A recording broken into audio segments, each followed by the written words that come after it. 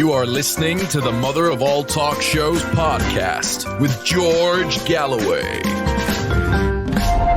And this is London, but of course coming to you across the world thanks to the wonders of the internet. But whatever you're doing, wherever you're watching it, please share it with as many of your friends and contacts and followers as you possibly can, because I'm determined that we have a regular viewing audience of 1 million by the end of this year. So, they're all looking for Kim Jong-un.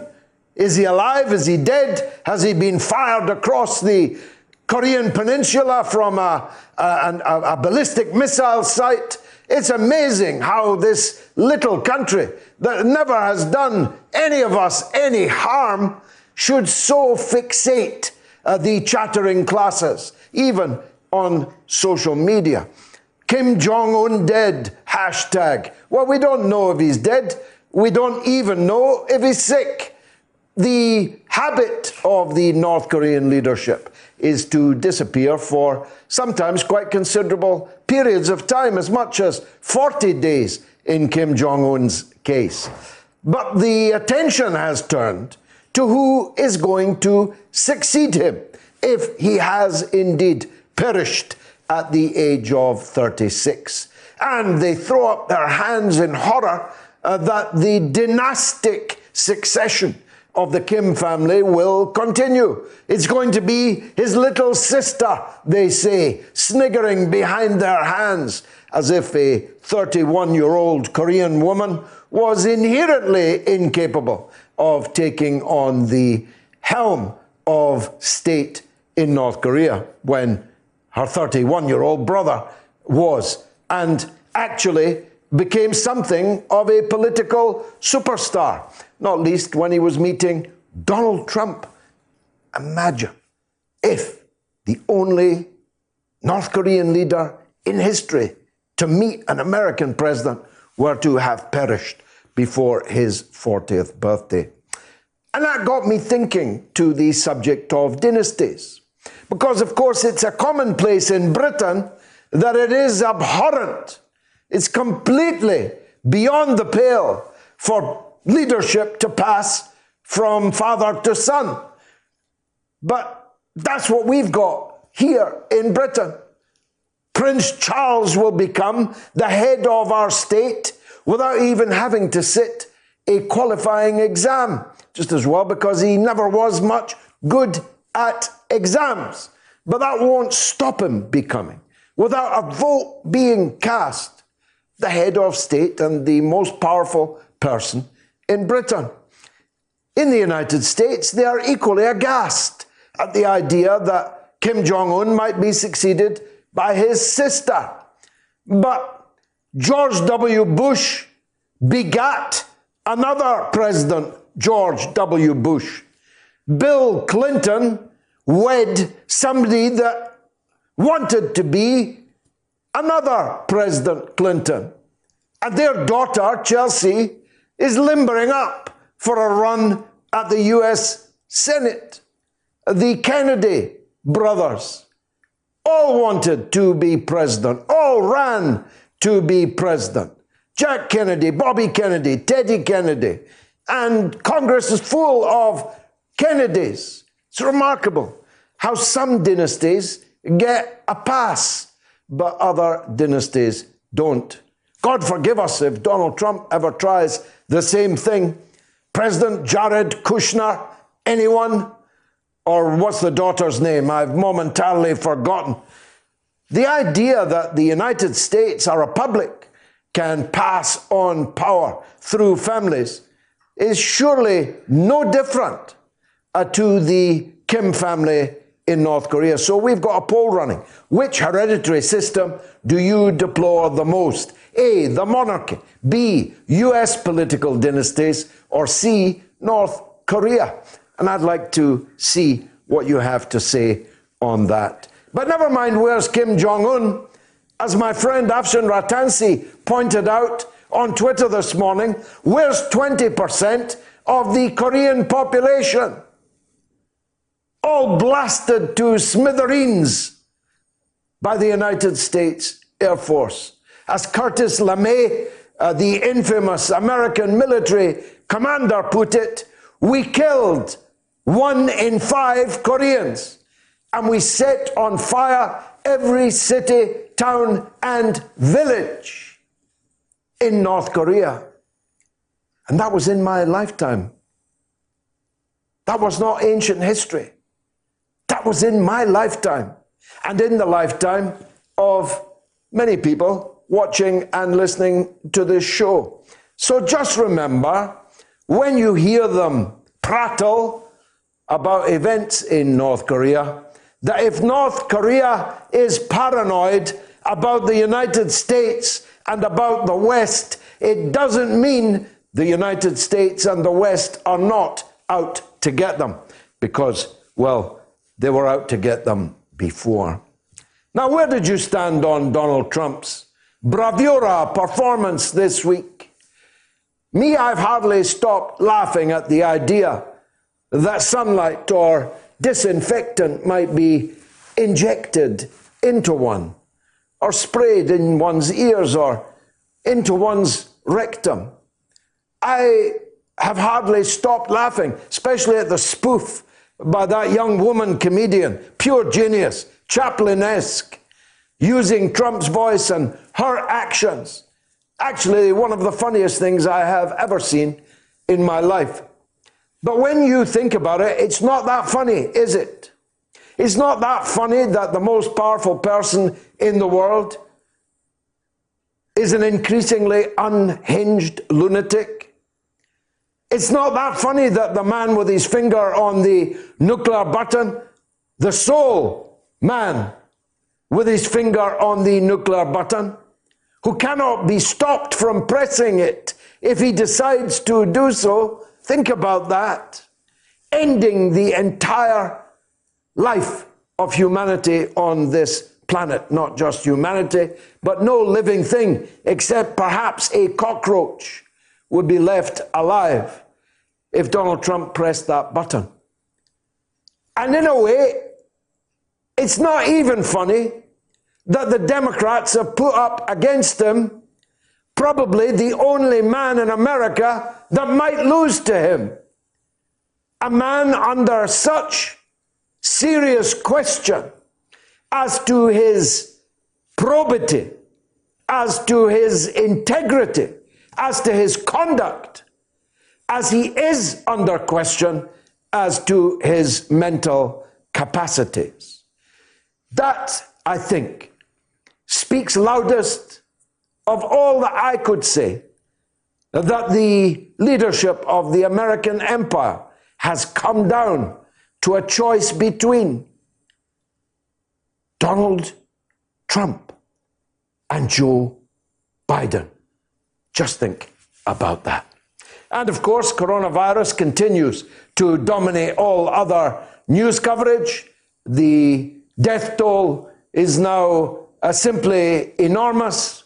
It's well over hundreds. It's now into the hundreds of thousands. 1 million people or more have been infected.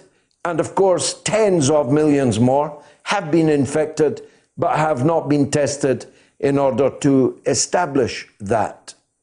If hundreds of thousands of people are killed by a virus, and if that virus sweeps the world in little more than 60 days, 90 days max, then we've got to ask serious questions as to what is this virus? Where did this virus come from? Now, at this moment in time, just like Donald Trump, I'm not a doctor, though I have a bit of you-know-what. At this point in time, I have not seen any evidence that tells me this is anything other than a naturally occurring phenomenon, just like other kinds of viruses. You know my view that it's inimical to put a geographic, still more a political name on a virus. That would be like calling the Texan flu Spanish flu. Oh, wait, that's exactly what they did in the pandemic of 1918. to 20. We should have got a clue there that the United States rarely owns its own mistakes. But it's a legitimate question, given that many of the US athletes who performed at the Wuhan military games just before the outbreak of this pandemic were based next to Fort Detrick, which has had to be closed in the United States because of repeated leaks, accidents, and scandals taking place in that germ warfare laboratory. It's, of course, therefore, entirely possible that coronavirus escaped from the Fort Detrick military germ warfare laboratory and was carried to Wuhan inadvertently by American military athletes. It's also possible that the United States deliberately gave this virus to the soldiers who went to the Wuhan military games.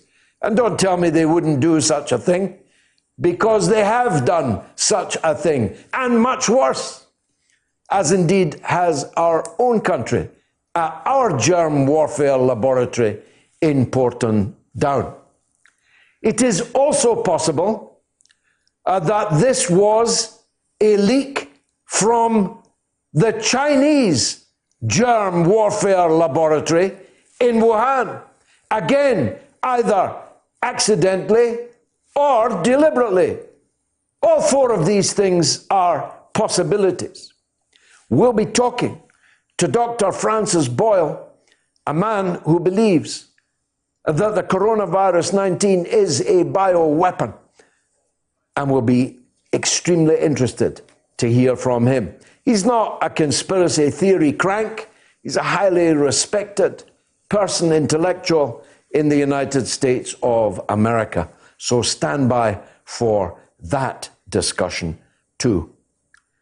Now, I have said for many years on the Mother of All Talk shows, right back to the beginning in 2006, that the most decisive book for me in my political formation was The Ragged Trousered Philanthropists by Robert Tressell, a man buried in a pauper's grave, a common grave in Liverpool, only decades later, half a century later, placed in a proper piece of consecrated ground. He was a house painter, an uneducated Irish house painter who wrote this book when he was in the painting and decorating trade on the south coast of England. It's in a place called Mugsborough, but it could actually be any seaside town in Britain at that time. And through the characters of the novel, which wasn't published in his lifetime, by the way, but which has swept the world and been translated into so many different languages. In the course of the novel, Robert Tressell sketches, literally sketches, personalities and things that well over 100 years later we can recognize in everything we see, hear, and do. We recognize that foreman, that gaffer, that manager, that David Brent. We recognize the saints and the sinners amongst our workmates. But what Robert Tressell achieves in this novel is that he, from this microcosm of early 20th century British capitalism, shows the great money trick that continues to be perpetrated against us all. He shows that the system we have is the reason we're in the state we are in. And I'll be talking to a man who's even more expert on this book and on Robert Tressell later in the show about that. My last words before going to the break are these. There's a lot of talk, a lot of chatter, including amongst some very surprising people, and you know who you are. That it's time to send our workforce here in Britain back to work. Well, I say this. No worker must be forced back to work in this highly infective, toxic environment. Neither forced by poverty nor diktat. Far too many of our workers are already working at this war front, toxic, fatal as it is. So we say this here on the mother of all talk shows. No worker must be sent back to work until the environment is clean. All workers who have to work in this crisis must be protected. And if they cannot be protected, they must not be forced to work. It's time for every bus driver, tube driver, underground staff, shop worker, delivery person, care worker, every key worker in this land must be protected against the potentially fatal, deadly danger of the coronavirus. And if your system can't handle that, it's time to change the system. Which hereditary system do you deplore the most? The monarchy, 42%. US political dynasties, 36%. North Korea, 22%. Way to go, Kim family. You're in the lead. You can vote on my Twitter feed at George Galloway. Now, Monday to Friday, most weeks, I sail under the captainship of Manila Chan, my colleague on RT America and its wonderful In Question show. I appear Monday to Friday being questioned by her, and she occasionally appears here on the mother of all talk shows being questioned by me. Good evening, Manila. Thank you for joining us. Good evening, George. Good to be on with you. Thank you so much. Now, let's start. We can't do other than start with the sarcastic performance by Donald Trump the other day when he pretended to be suggesting that sunlight be injected into us or introduced into our bodies by one means or another. He pretended to be suggesting that perhaps disinfectant could be put into our lungs to do a number on the coronavirus there present. Was he being sarcastic? Sarcasm's not a thing I have associated with Donald Trump much. Sarcasm, I would say not so much. I think what we witnessed there was the president's stream of consciousness, which I don't think is a good characteristic of a world leader, but I think we were hearing his stream of consciousness without the filter, which he often does, and he often translates onto Twitter. This time it just happened to be at the national press conference on coronavirus. Now, what's more interesting, I think, if you ignore what President Trump was saying and you look off to the side and focus in on Dr. Deborah Birx and her facial expression as he was saying these things, it's almost as if she forgot there were cameras present. She tried very hard to retain a straight face, but oh boy, you could see the MD in her cringing with every word coming out of the president's mouth. And I was too. It was abhorrent what he said. I could not believe that this is the leader of the free world, George. It's unbelievable. The stream of consciousness. Nobody can rein in the president's mouth. And of course, life being what it is, A&E departments all over America and probably farther afield they're admitting some of the most embarrassed patients in the land who have tried to insert bottles of disinfectant in themselves at one end or the other. It's not cost-free, this kind of thing. No, George.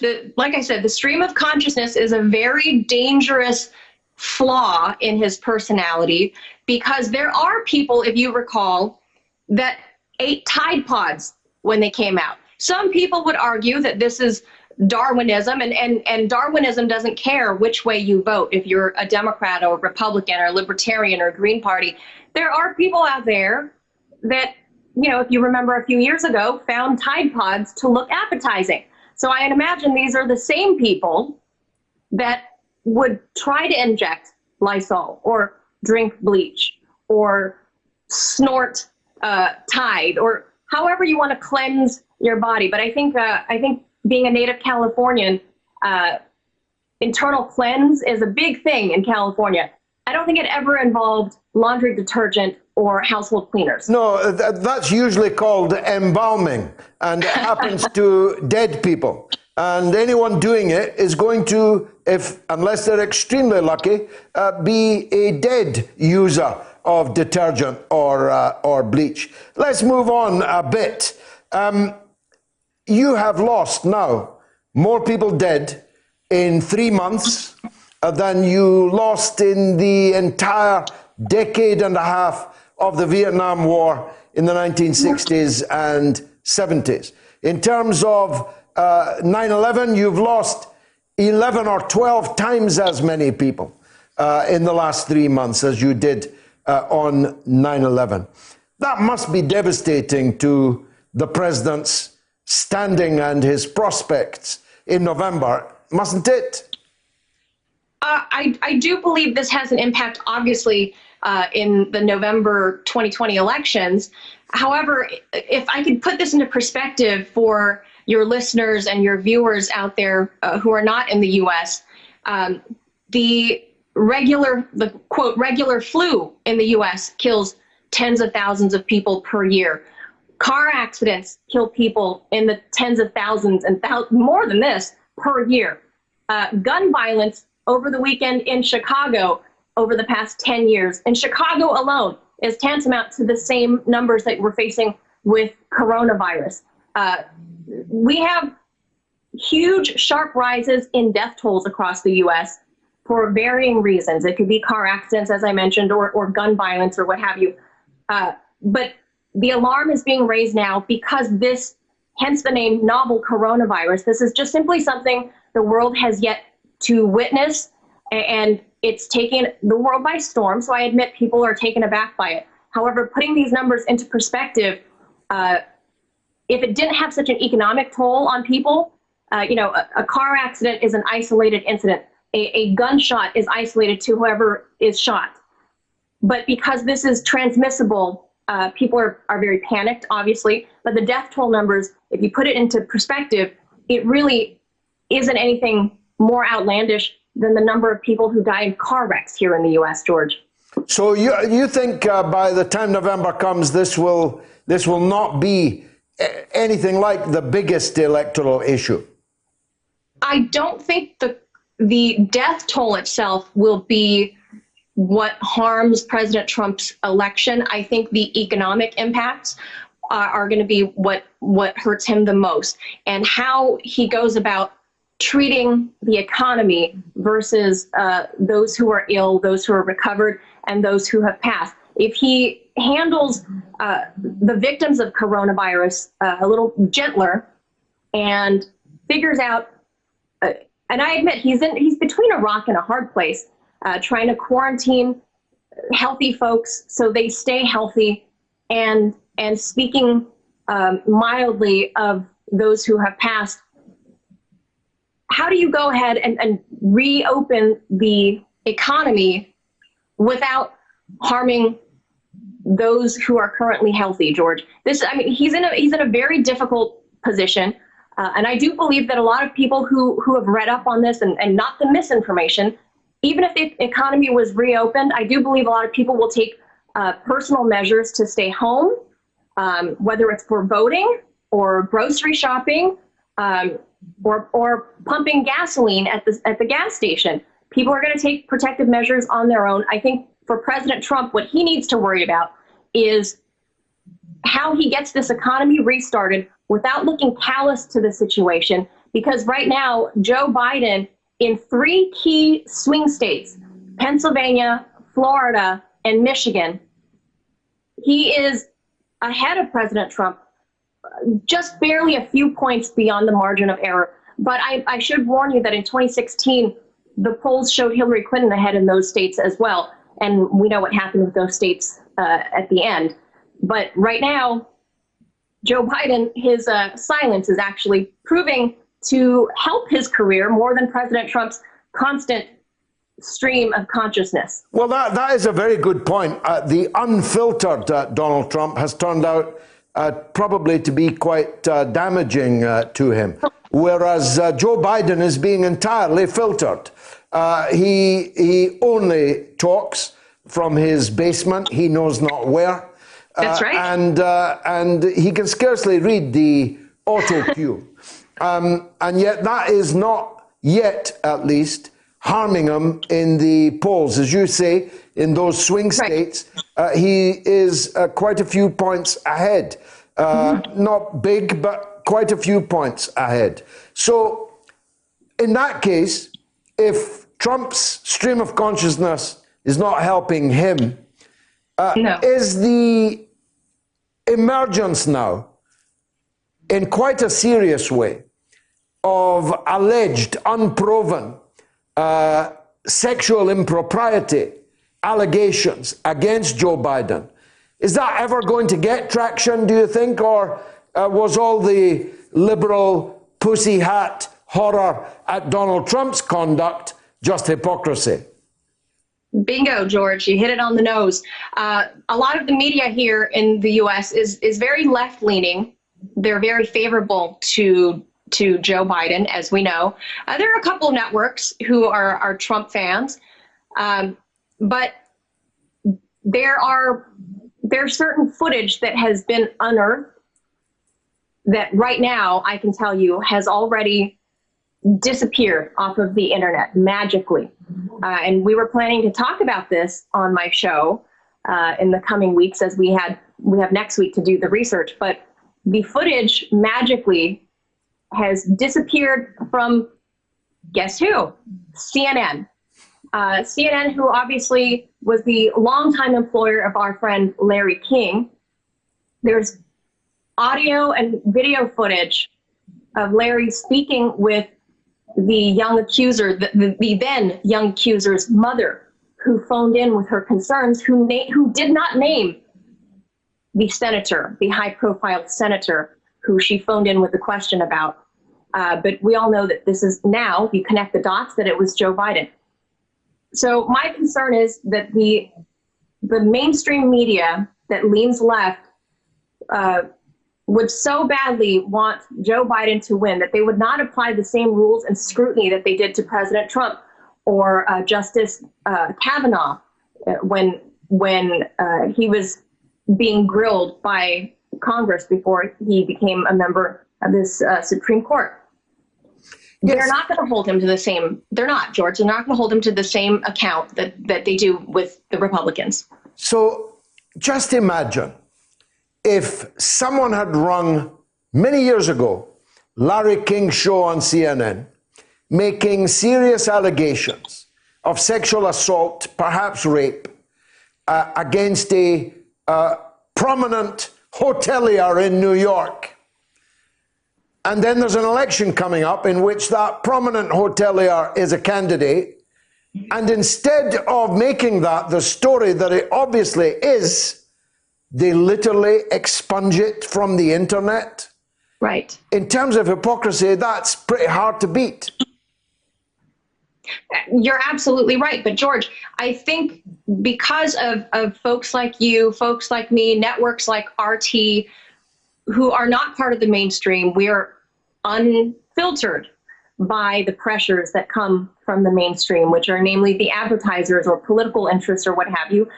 people are more straight shooters on alternative media because we aren't paid by political interests. We aren't paid by, General Motors advertising or Ford advertising or Johnson & Johnson or Teva Pharmaceuticals. We are paid to speak the truth and seek the truth. Whereas mainstream media, I think nowadays, the viewers, the listeners, certainly the folks that listen to your show know much better, but there are still huge swaths of at least Americans who buy into it completely. And they will fall on one side or the other, and they buy either side their story, hook, line, and sinker. Unbelievable. Manila Chan, my captain, thank you very much indeed for joining us. Now, Dr. Francis Boyle is a human rights lawyer and professor of international law at the University of Illinois College of Law. He drafted the U.S. domestic treaty implementing legislation for the Biological Weapons Convention, known as the Biological Weapons Anti-Terrorism Act of 1989, that was approved unanimously by both houses of the United States Congress and signed into law by President George H.W. Bush the First. Dr. Boyle has been writing his theory that the coronavirus 19, which has swept the world, as none of you need me to remind you, is actually a man-made bioweapon. So people asked us last week if we would reach out to Dr. Boyle to get him to come on the mother of all talk shows to speak to his theory. And he has kindly agreed to do so. And if I'm lucky, he'll be there now on Skype. Dr. Boyle, thank you very much indeed for joining us. Well, George, thank you very much for having me on. My best to your audience. Now, I respect you, but I don't, on the face of it, take seriously your thesis. Try and persuade me otherwise.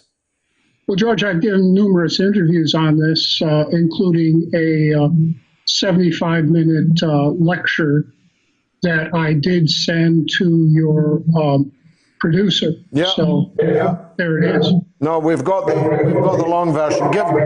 Give this mass audience now the short version. Why do you think, as you think on this, Francis? Right. Well, I identified several different scholarly scientific articles to back up what I am saying, that this Wuhan BSL-4 is China's Fort Detrick, first of all. So we have to face up to that. And we all know that historically and still as of today, Fort Detrick researches, develops, tests, stockpiles every hideous biological warfare weapon you can possibly imagine. And the Wuhan BSL-4 was trying to do the same. And that is where this COVID-19 came from. I don't believe it was deliberate. I'm not as you know, George, I'm not a neocon, and I'm not a China basher under international law. They're entitled to have whatever government they want. So it was a leak. And indeed, China has BSL-3s there, which are also biological warfare weapons. And there have been leaks out of there too. So I believe that's what happened here. The what is called COVID is, let's start with the component units. First, it is SARS. And SARS is a weaponized version of coronavirus, which is what is the common cold, dogs have it or whatever. And that SARS epidemic leaked out of one of these Chinese BSL-3s before. Again, even Fort Detrick had a major leak last summer. So that's what happened there. Second, I did identify in my interviews a scientific article by the University of North Carolina dealing with the weaponization of SARS at their BSL-3-2. And the top virologist at that BSL-4, Dr. G, she worked with the University of North Carolina on this technology. So it does appear that she took the technology. What was going on there at the University of North Carolina, they were taking SARS, which is a weaponized coronavirus to begin with, and extremely dangerous. The lethality of SARS is about 15%, which is what this is, maybe more. And they were giving it gain of function properties, which meant it made it more lethal and more infectious. And they got cells from Fort Detrick to trace the line here and using synthetic biology. So it does appear that G here took this technology back to the Wuhan BSL-4. And then also in my lengthier interview, I pointed out another scientific study where a virologist from the Wuhan BSL-4 worked with the Australian Health Board to DNA genetically engineer HIV into SARS, thus also making it a biological warfare weapon. So it seems to me that what happened there at the Wuhan BSL-4 was that they took these two types of technologies from, their own indigenous SARS, which was a weaponized coronavirus, then the gain of function from North Carolina, which had cells provided by Fort Detrick that admits they were synthesized synthetic cells. We don't know exactly what they were. And then the DNA genetic engineered into SARS, and they tried to put it all together. And that theory now has been confirmed by this French winner, the Nobel Prize winner in medicine, saying, yes, HIV is DNA genetically engineered right into COVID-19. The final element of the, now all that can be documented by scientific research papers that have been published. And I sent all that information to your producer in that 75-minute lecture I gave you. You can put that on your website if you want. I spent the 75 minutes just to go through it all. The final element is this Harvard chair of the chemistry department, who is a specialist in nanotechnology. He also worked with Fort Detrick, and he had his own laboratory over there in Wuhan, where it is admitted he was working on biological matters. So it doesn't seem to me that nanotechnology could have been applied to this sort of devil's cocktail by means of this particular professor. And this is what we're dealing with. It's existentially dangerous, and I think we have to come to grips with it. I'm not saying we have to punish China or anything like that. You know, the globalionists were, they outsourced all of our medical agents and equipment to China. So China really has us by our throat. We can't really punish China here, and I'm not advocating that.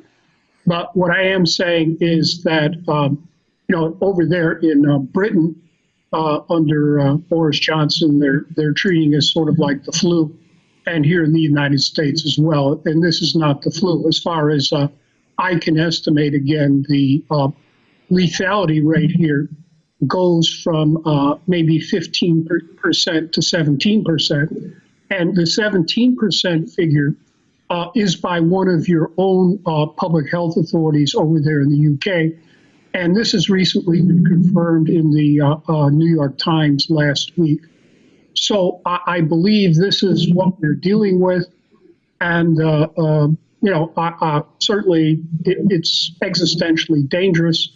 The Financial Times had an article today that these estimates of the death really need to be doubled because it's excess mortality, whereas what we're getting reported is only people who die in hospitals.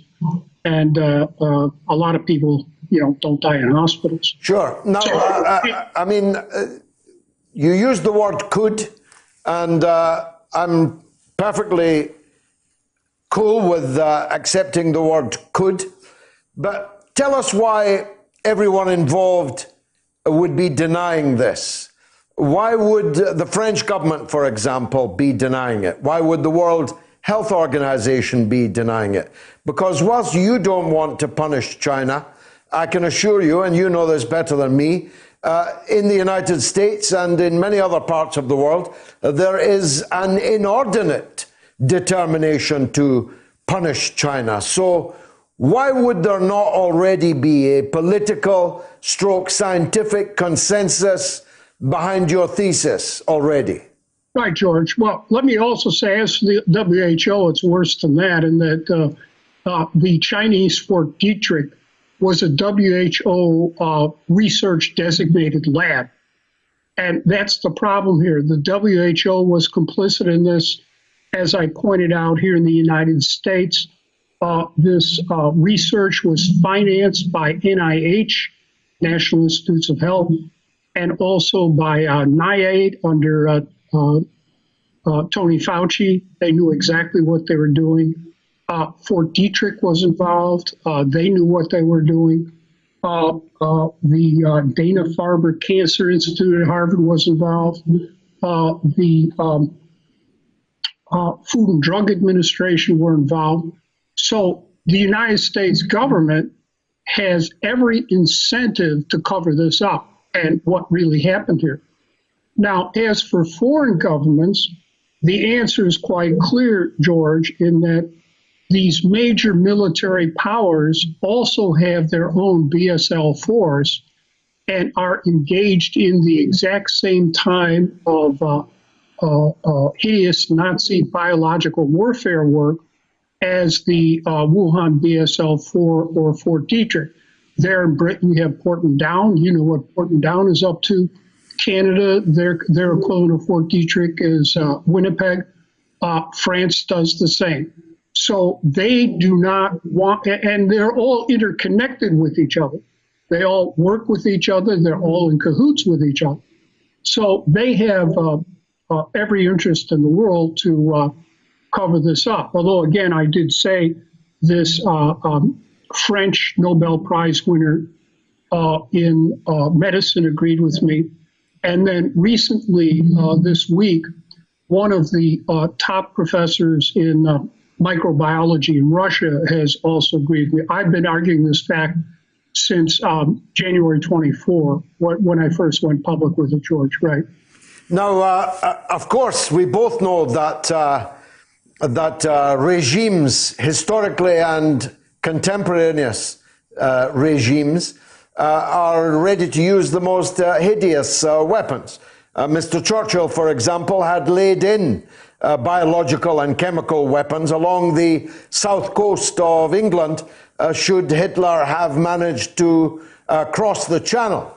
And of course, Mr. Churchill dropped chemical weapons on Kurdish tribesmen, as they called them, in the 1920s. Of course, the United States dropped an ocean of chemical weapons on the people of Vietnam, Laos, and Cambodia.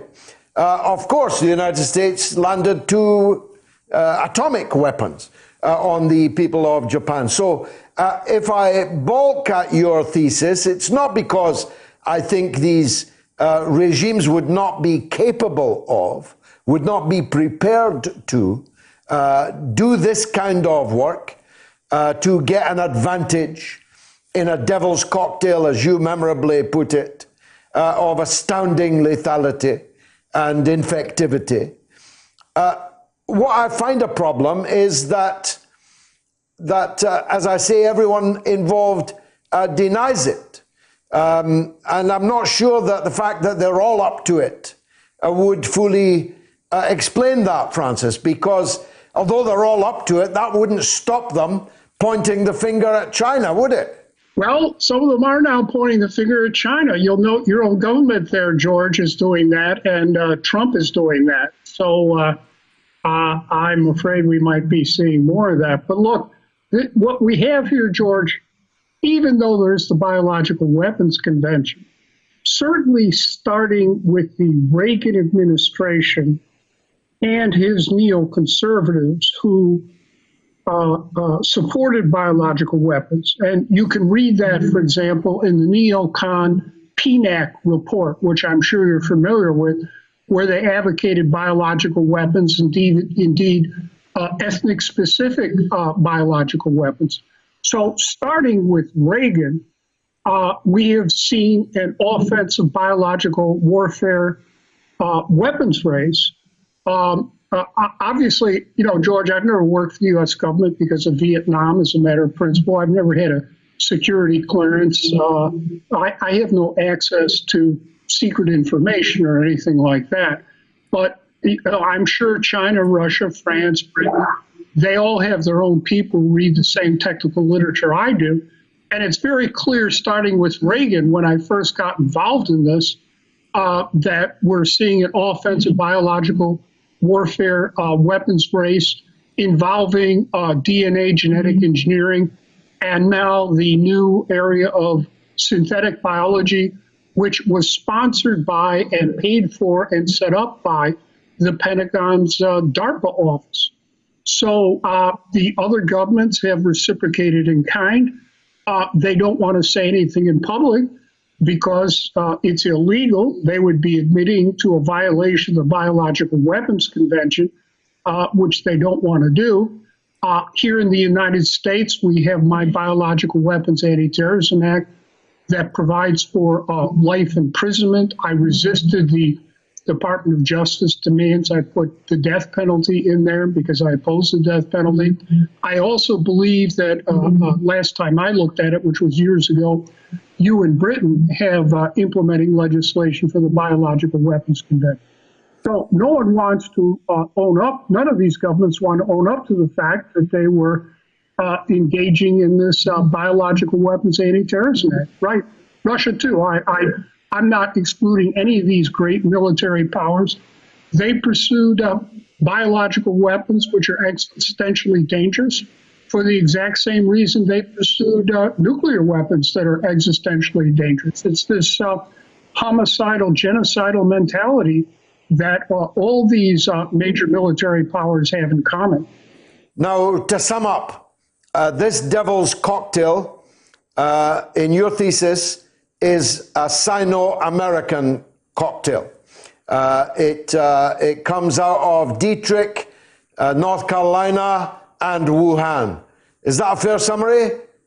And it does appear Australia was involved in the project to DNA genetically engineer the HIV in there too, which has been confirmed for sure that there is HIV in there. But let me say one thing, George, about your own government there, Boris Johnson. I condemn in the strongest terms possible his approach to this that has been announced by scientific advisors, herd immunity.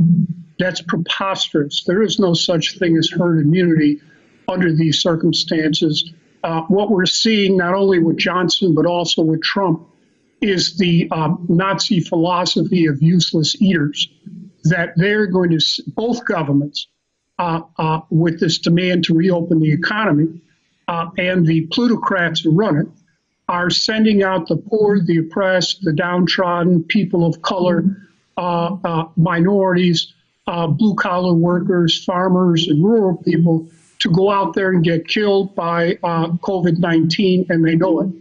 And this is sort of the philosophy of culling of the herd.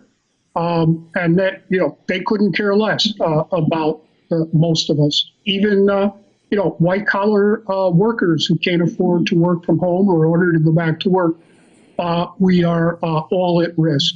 And I think that would be my summary. And Johnson at least was honest about it. He gave that first speech in his scientific advisors saying herd immunity, which basically means, okay, we're going to get everyone infected by COVID.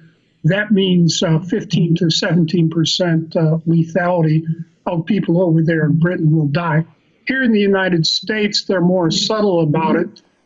They don't particularly come out and admit that. But, all these leadership elites, certainly in Britain and the United States, think and operate the same. But even here in the United States, the government, Trump and his people have admitted they're treating it like the flu.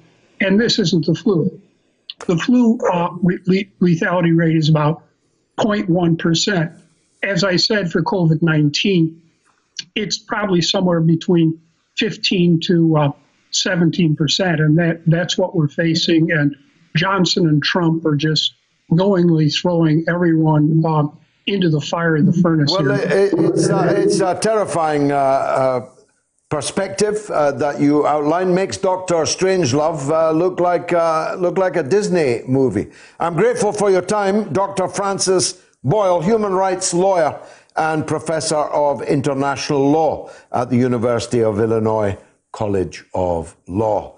Man with quite a bit of legislative history behind him. So we're not talking to a guy on the street. And that's definitely a food, I would have thought. Wouldn't you? Food for thought? Let's take a quick break. I unveiled, it seems now months ago, it was The Ragged Trousered Philanthropists, written by Robert Tressell. And I asked you all to get yourselves a copy of it or to find and download online. There's many places you could do it. I asked you to read it, to study it, and to be ready for a proper discussion about it. And then I found that a man I've known for, 20 years anyway, Alan Taylor, a Scottish journalist and author, is actually a very good person to talk to about it. So I'm very glad to say he accepted my invitation and he joins us now. Alan.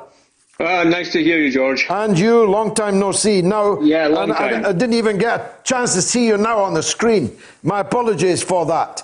Alan, we've been asking the viewers and listeners for some weeks now to study The Ragged Trousered Philanthropists. But for those who didn't do their homework, summarize for us the book and its importance, would you? Well, it's a true story of working class life about a group of workers who work for a company called Rushton & Co. They're builders and decorators, and they're renovating and decorating a house. And these workers are a sort of motley crew. They have all kinds of different political opinions or different kinds of workers. The main character in the book is a chap called Frank Owen, who is a cut above most insofar as he's well-read, he's politically astute, he takes great pride in his work, but he can also see the terrible injustices that are being done to himself and to his fellow workers, and to the inequalities that capitalism arises.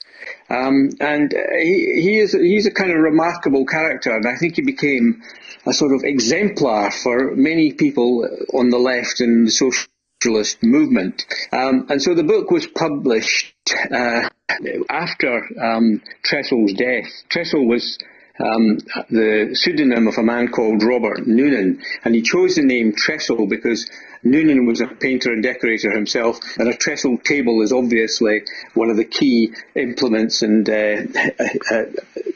instruments that the workers need in that industry. And so the book was published in 1914, 4 years after Tressell's death. It was a slow burn, but increasingly became popular among the left classes and the socialist classes, and was handed down from one person to another. was especially popular during the Second World War, when hundreds of thousands of people read it. And finally, in 1955, a proper, unabridged, unexpurgated edition appeared, and it's never been out of print since. It's probably the most important, I would say, probably the most important socialist book since the Communist Manifesto, and probably better read than the Communist Manifesto. And yet, he never made a penny. He died a pauper. He never saw it published in his lifetime. No. And the skill with which it's written, you and I both write, and we know it's not an easy thing to do. And we had an education that Robert Tressell did not. It is a remarkable achievement, isn't it? It is a remarkable achievement, and there are certain sadnesses when you think back to it. As far as we know, George, this was his only book. Yeah. That because he never found a publisher, and even when it was published in this expurgated form, it wasn't properly edited. So the kind of editing that another writer might have got, Tressell didn't get. So that allowed some people, although they found the book remarkable, they would say things like it's rather roughly written, and so it is in part. But it wouldn't have taken much to make it a smoother read, put it that way, if he'd had an editor. The thing about Tressell was that he wasn't really born working class. His family were maybe what you might call lower middle class from Dublin, but he was, in that old-fashioned word, an autodidact, and was extremely well read. The working class produced lots of great autodidacts, people who had access to a public library and would read their way through it. And Tressell was one of these people. And so, although not extremely well educated, he was extremely well read. And so he knew in a way how to construct a book and how to paint characters in a vivid way and how to present an argument. And he also knew how to tug your heartstrings. It's an incredibly moving book. Yeah. It is extremely moving. He also had an eye. I mean, we've all worked with the kind of foremen and managers that Owen was describing that Tressell was describing through Owen's eyes. We've all met that kind of guy in the office, if I can put it that way. Well, absolutely, and there's some very remarkable things about the book. But for example, although Owen is an avowed socialist, he realizes that people don't even know what the word socialist means. Their heads are full of cant, mainly supplied by bad newspapers, I have to say. And then these owners are there just to squeeze every last drop of profit out of everything. And one of the reasons this irritates Owen so much, and one of the reasons I think he's such an admirable character, is that he wants to do a good job. He doesn't want to scamp, as he calls it. He wants to do a job that's worthy of his talent. And I think that's one of the great things about him. He's in that sort of artisanal tradition of being a very good craftsman, and he doesn't want his work that will endure after he's gone to show badly on him. And so while he's stricken with poverty, as his fellow workers are, and this is one of the main bugbears of his life, another big bugbear is that these owners will not allow him to do the job that he's capable of. And I think that's a fascinating aspect of that whole story. It is, absolutely. Tressell goes into the role of religion in the false consciousness of the workers. The hypocrites. It's almost sort of Holy Willie's prayer. Robert Burns it's absolutely excoriating attack on the hypocrites of the organized Christian religion of the time. Absolutely, and I think again that's quite a remarkable thing about the book. I mean, it has attacks on all sorts of aspects of society, and the one on religion is particularly virulent. He is a great satirist as well, Tressell.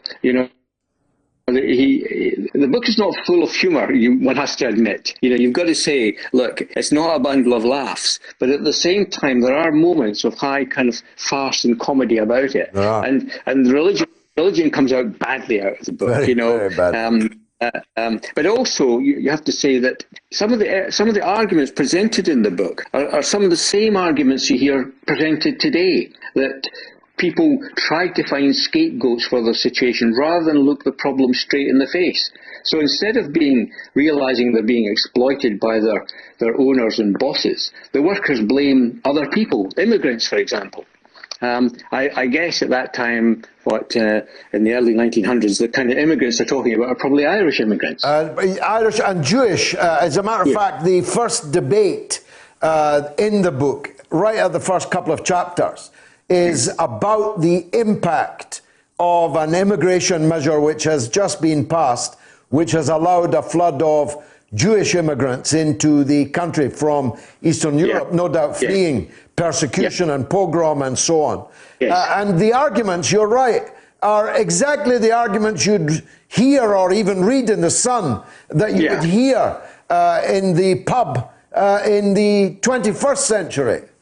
Yeah, and they're always ignorant. They're not informed in the way that Owen is. Owen's boned up on these subjects, and he knows the background to them, and he can tell you the history of things, and he can put them in context. And this is the stuff you hear now, just kind of off-the-cuff prejudice. It is really. It's not informed in any kind of way. It's just fed by virulent headlines and papers that want to manipulate people. And that's very upsetting. As somebody who's a newspaper man, it really upsets me that newspapers go out of their way sometimes to do that, to manipulate public opinion, and to play on people's ignorance or gullibility or naivety or whatever you call it. And Tressell gets this spot on. He's really good at that. Really good at that. As I say, I'm very saddened by the fact that this is his only novel, because had this come, had he got some kind of recognition, and had he met some people who might have helped him in the literary sphere of things, he might have gone on to write other interesting books and develop the themes he was there and become quite an important thinker in his own right there. But he was the beginning of a trend. I think this is probably what you might call the first real working class novel published in England or in Britain, and others came later, and other books sort of used Tressell's example. There's a lovely book called the Autobiography of a Supertramp by W.H. Davis. Clearly had known Tressell's book. George Orwell's Down and Out in Paris and London. Clearly, Jack London's work also, yeah. So these, whereas actually other books which kind of might depict working class life usually came from top down. So there's a writer not many people know, but is well regarded in literary circles, called Henry Green. And he writes about factory life in the Second World War, but he writes about it from the perspective of an old Etonian. So he can't realise what it's like to be just on the cusp of losing your job, that every hour somebody can take that job away from you and throw you and your family on the breadline. And that is something that Tressell, I think, really depicts very well, this kind of overhanging threat that all the time your small chance of livelihood could be gone. And the other thing that really is impressive, George, I think, is his sort of definition of poverty. It's not whether you can just get a crust or a glass of milk or something like that to sustain you. It's that you can actually have the life that you should be able to live in a civilized society. It's not about just getting by. It's about living a fulfilled life. And I think that's really interesting too. Remarkable. And he died in Liverpool because he was on his way to the United States or Canada, I'm not sure which. And I think he was on his way to Canada. Yeah, on his way to Canada. So he goes. His journey is from Dublin to the town of Hastings on the south coast, where he's actually based the story and where he was himself doing his painting and decorating. He takes his child, his only child, I think, to Liverpool, and he dies. And he dies. They don't have money to bury him. So he's in a pauper's grave. The man who wrote and bestowed to us this treasure, which, as you say, has not been out of print in 100 years nearly. It's a sad story. Yeah, and I don't even know if his grave is marked. No, it is now. I'll tell you what. In Liverpool, thanks anyway. It's a very sad story. Yeah. It is. He died of TB. Yeah, he died of TB, but he was in a pauper's grave, but he is not now. He has a proper grave with a beautiful headstone, and I've been to it. And well, I'm pleased to hear. Yeah, the man responsible was the late Ron Todd, the late leader of the Transport and General Workers Union, who was determined to fundraise and sort this situation out. I was able to help him in a very small way. But Ron Todd got the grave nice and proper. And if you're ever in Liverpool, Alan, I advise you to go and see it. Thanks for bringing the book alive for us. I'm sure there'll be many more sales of The Ragged Trousered Philanthropist from the audience this evening. Thanks for joining us. Now, one or two comments before we turn to our MOATS medic, Dr. Ranjit.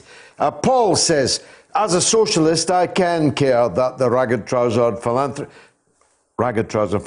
is one of the most fantastic reads ever. I actually didn't physically read the book, but I listened to the audiobook version, skillfully narrated by a certain George Galloway in his usual dulcet tone. I was too modest to mention that, Paul. Mark says, when I was 16, I asked my brother-in-law, what is socialism? He gave me a ragged copy of Ragged Trousers. I devoured it in a few days, a superb, inspiring read. Is there an equivalent book on the right? Ha, good question, Mark. And on Twitter, Busy Dad says, I'm a key worker and have been successfully funded and set up by my employer to homework. They have literally sped from zero to full readiness for homeworking since the lockdown date. There are many horror stories out there, but also some good ones worth speaking about as well. Amen. And Terry says, the Scots are making me laugh with these calls tonight. They're on great form. You're right. It's been like whiskey galore. Now, Dr. Ranjeet Brar is an NHS consultant, physician, and surgeon, though he's speaking entirely in a personal capacity, of course. That's important because the NHS has cracked down, shall we say, on staff saying anything in public that might cast the current parlous state of personal protection in particular, but also intensive care capacity in a bad light.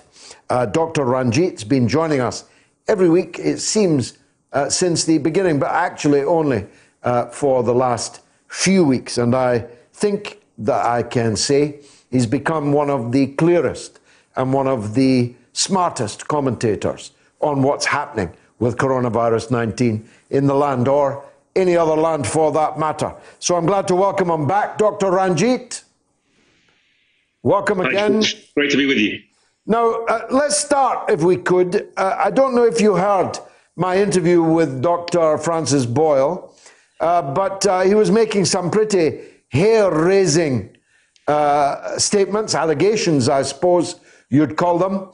He basically says that COVID-19 is a devil's cocktail cooked up between the American biological warfare establishment and the Chinese, and that it inadvertently escaped, and that it may well kill 15% of all who get it.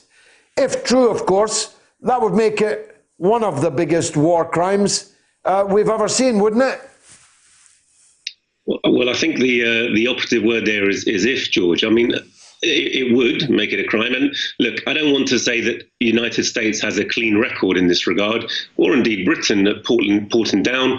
For anyone who's followed what's been going on at Porton Down, or the chemical weapons or biological weapons program of Britain or the United States, you know that they've spread swine flu all over Cuba to try and eradicate their pigs, that they've used anthrax in biological war. They've released bacteria even on the London Underground as recently as the 1960s. So look, these things are not beyond the realm of possibility, but it's not really proven, and I've seen no strong evidence to show that this is indeed a hostile weapon. We do know that coronaviruses are widespread throughout nature. We know that we've had previous genetic mutations of coronaviruses, such as the SARS and MERS episodes, and we've had, serious outbreaks of mutations of the flu virus, which have caused concern, swine flu and avian flu. And of course, it was avian flu that triggered the Operation Cygnus. So we are aware that naturally occurring outbreaks do happen. I mean, going back to the Black Death, a third of the population of Europe was wiped out in medieval times. So that these things do happen periodically. The point really for me is not so much that it's a weapon. I haven't seen that evidence. So obviously, if compelling evidence comes to light, I'll be only too happy to look at it and consider it as a possibility. But these are naturally occurring phenomenon, and they do have potentially disastrous implications. But I think the real indictment of our leadership, of our government, is not the fact that I don't hold them accountable for the virus, but the way that they have dealt with it and its impact, which is highly disproportionate on the working classes, on the poorest in the world. And indeed, we had warning. If we ran Operation Cygnus, and there's a group of doctors called 54,000 doctors headed by Musa Qureshi, an NHS consultant in hematology, who were trying to make this operation public, because we know it was run in 2016 under Jeremy Hunt. Jeremy Hunt, thank you. We know that they found that they simulated this virus spreading, as they periodically do, that it was in the 7th week of the virus. Numbers were escalating, and they found the NHS fell over. We know they found they had inadequate levels of PPE and inadequate levels of ventilators and ICU capacity. Now, this was being run at a time when yet more swathes of our NHS beds were being taken away. And this report was considered to be too toxic to publish, precisely because it showed the inherent danger of running down the capacity of the NHS to record lows. Now, that capacity is being run down deliberately, because if you can't get your needs reasonably met within the National Health Service, and you have the means, it's only reasonable. You can't afford to wait. People are forced to go to the private sector. So how do you force people to go to the private sector? You ration public care. So this is a very deliberate policy which has led us in this situation. I'm quite convinced that at root of why this Operation Cygnus wasn't published, we'll find that these are the considerations, that they weren't prepared to change their direction of policy. There's a direction of continuous cuts, continuous privatization, and that is unassailable and unchallengeable at the heart of Tory party, but also, Labour Party ethos under Tony Blair, for example. So to me, these are the major issues, rather than, is this a weaponized virus? I haven't seen that convincing evidence, George. Now, we are 0.86 of the population of the world, but we are 10% of the deaths in the world. That's pretty damning, isn't it? It is, George, and the official hospital recorded deaths, we know, are a gross underestimate.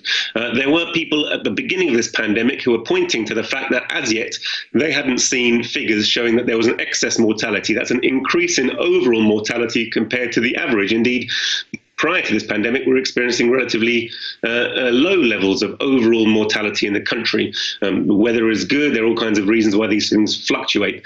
But now we're seeing very clearly the highest levels of mortality, weekly mortality, ever recorded in the country. And the Financial Times, together with various medical institutes, including Oxford Institute of Medical Statistics, conducted an analysis which showed that probably the true rates of death from coronavirus were twice those that we were being recorded and told about in hospital deaths only. So that means really, rather than 1,000 a day at peak, we were looking more like 2,000 a day. And we still don't know if actually the majority of deaths are occurring outside hospital, because there's been a persistent drive to ask the elderly to sign, DNAR, do not attempt resuscitation forms, peace agreements, to agree that they're unlikely to survive in the event of them getting the virus and they shouldn't come to hospital.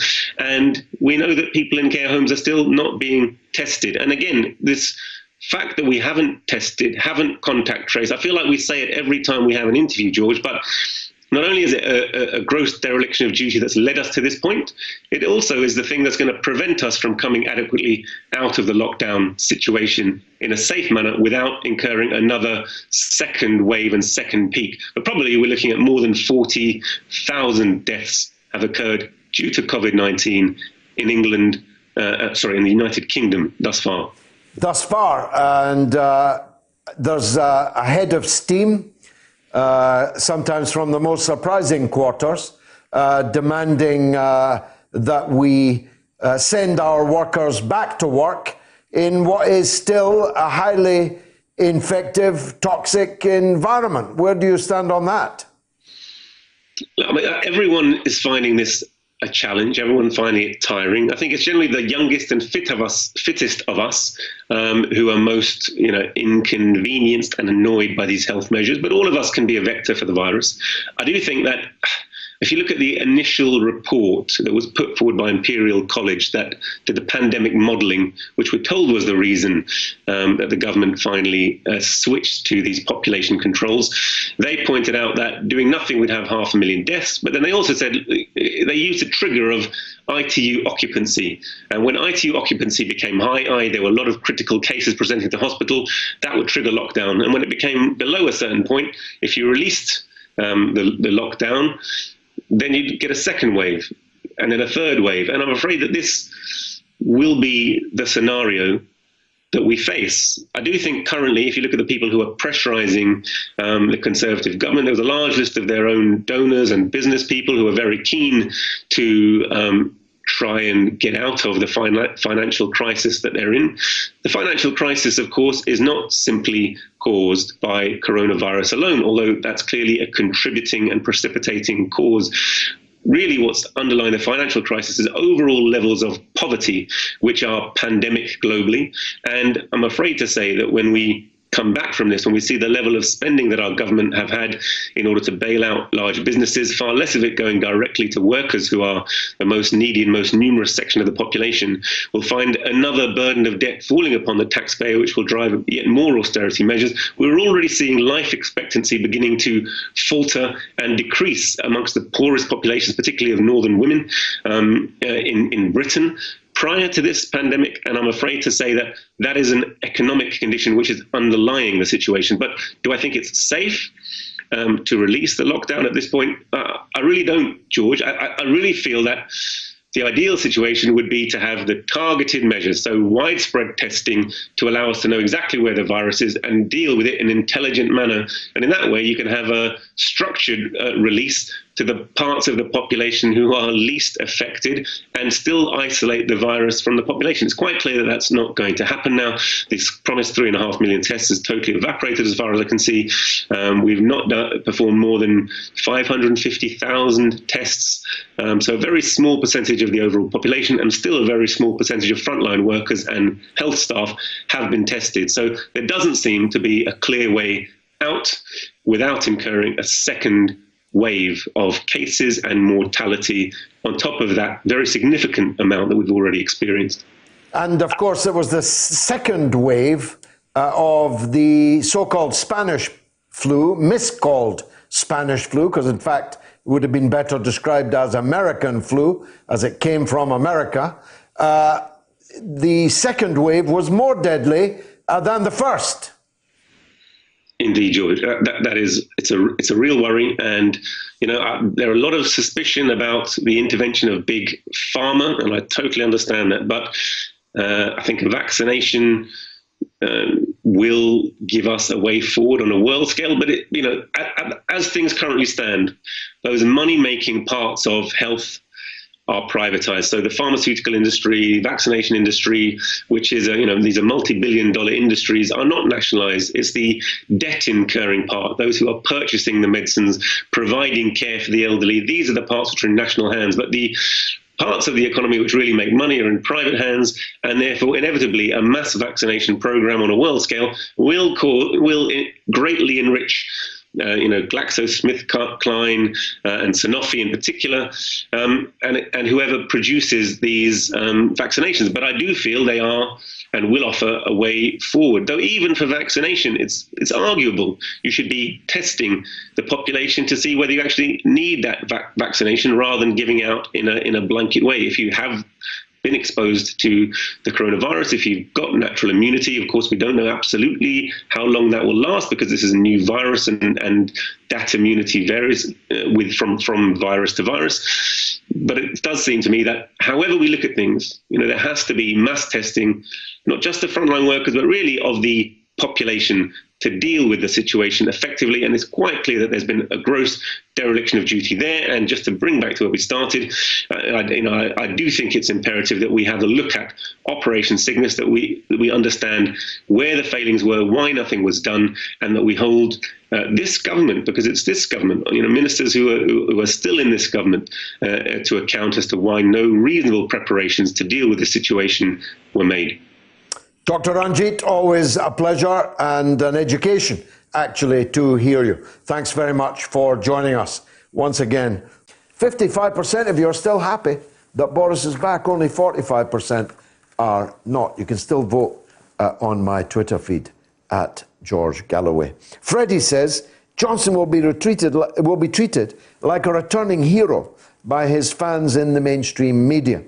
Very, very doubtful any of them will be inclined to ask him the questions that need asked about his government's handling of this pandemic. Steve says, Bozo is back. Be afraid. Be very afraid. Here's David in Texas. Let's hear from him. Go ahead, David. Yeah, George, I want to talk about extreme betting of politicians. Okay, go on. And this apply to your guys just as well our guys here in America. I'm looking at Syria and going on an apology tour and helping them rebuild. And I'm thinking about which candidate's going to be in line with this, Trump or Biden. Who do you think is going to be in line with going over and helping Syria rebuild? And neither. Neither, I don't think. So we're going to have to do it then by other means. Well, I'm hoping that Jesse Ventura will run. So I've got somebody to ask people to vote for. Man, I'll tell you what.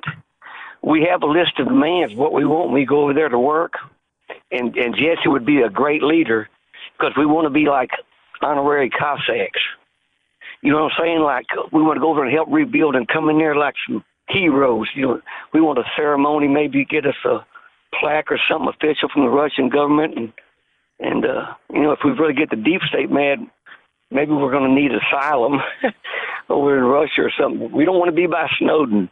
You know what I'm saying? I think the weather would be better in Syria because I've been in Texas and the weather in Syria is quite similar to you. You might find it a bit cold getting asylum in Russia, David. Well, we want to do our apology tour in Russia. We want to apologize to Russia also. We want to do that apology tour in July and August. If it's all right with the if there's international travel by then. David, that's fascinating. Thanks very much for letting us in on that. Who do you think is going to win the presidency? Thank you. David, did you get that? Who do you think is going to win in November? Unfortunately, we've lost David in Texas. But we've got the legend that is Norma in Bristol. Go ahead, Norma. Hello.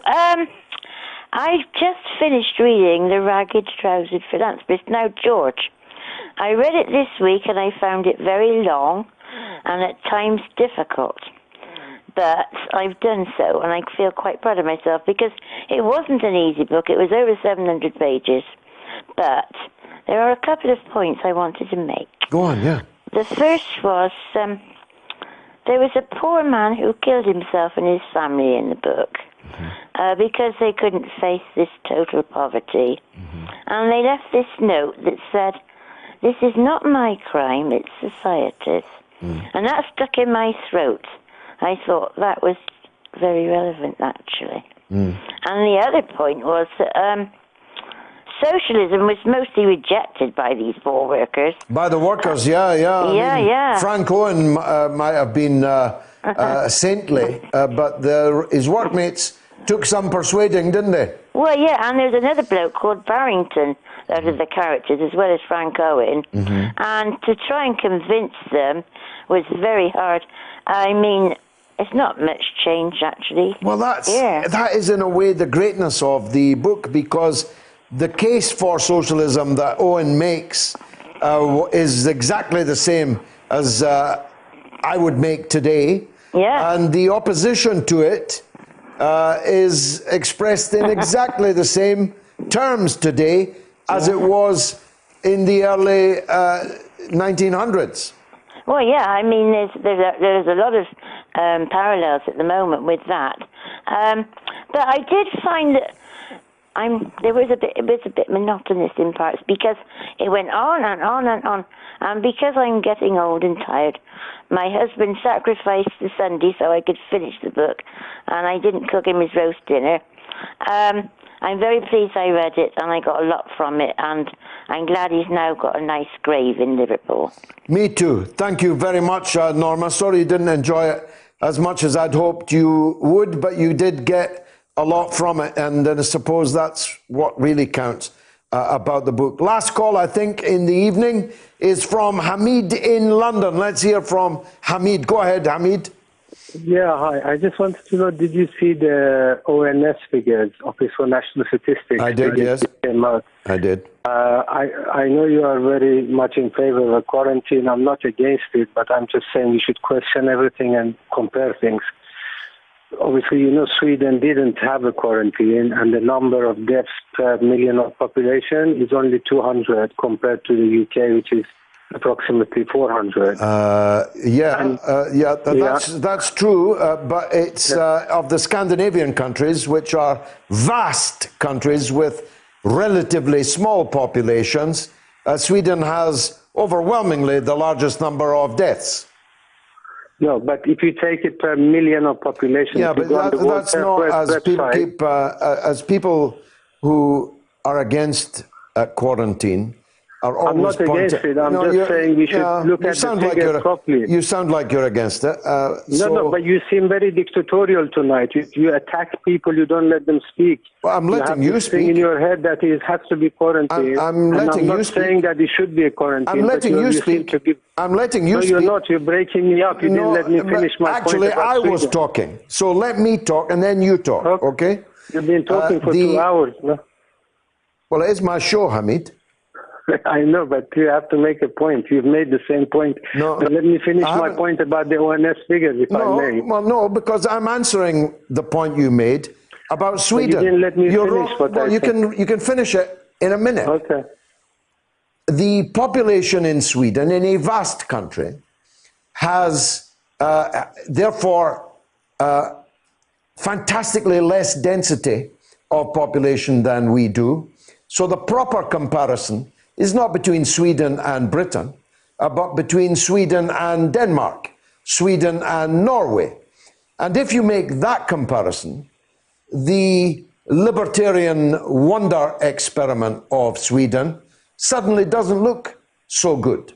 Now, the ONS figures that you refer to make it clear that our death rate in Britain is almost double of what the government is daily claiming it to be. Over to you, Hamid. Yeah, what I was going to say with the ONS figures, it's that what they said also, if you read the thing, 32,000 people have already died this year of the flu. And unfortunately, the figures are very bad. And I quoted, my son quoted, and I'm not happy about it, is that the figures are still not as bad as the flu in 2000. Yeah.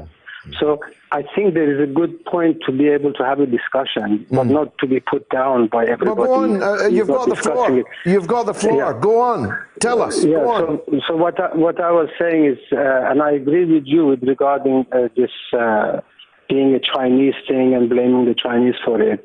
What astonishes me is that Britain America and all these countries which you say they have a high death rate. If you compare it, for example, to Germany, would you agree Germany is a big country like the UK? It's much bigger.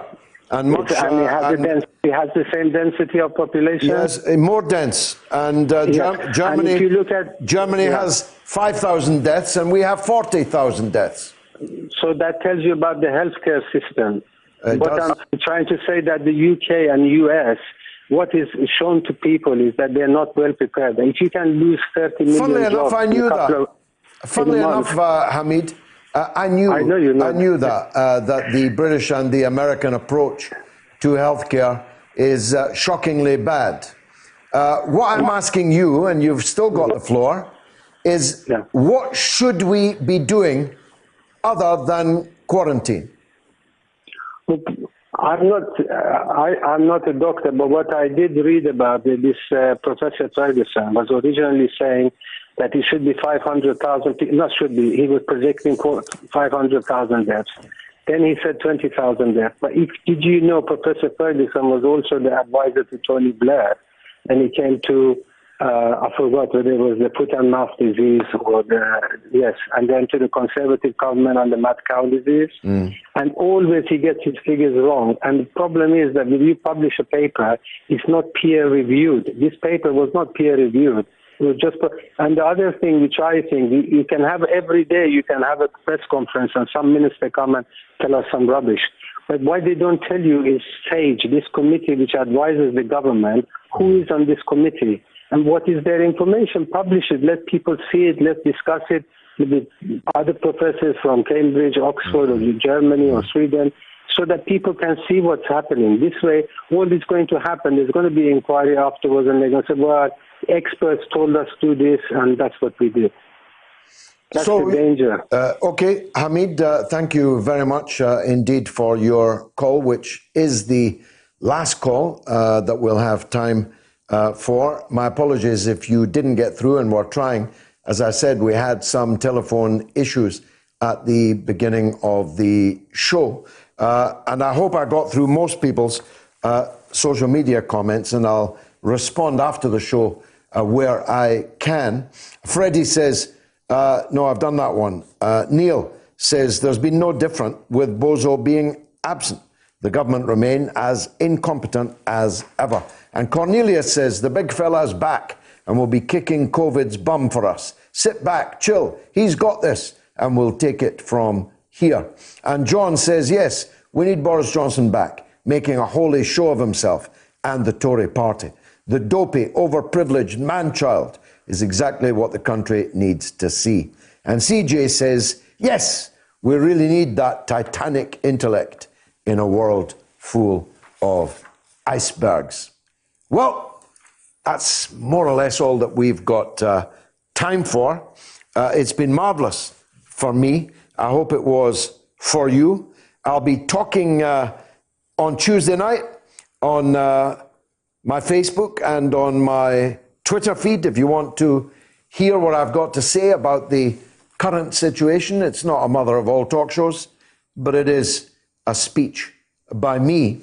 And of course, you can order my own book, Queensway, that's the one.